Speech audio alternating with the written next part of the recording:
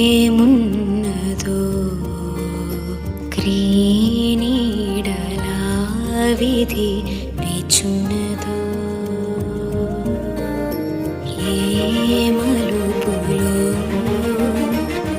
ఏం దాగున్నదో నీవుగా తేల్చుకో నీ శైలిలో.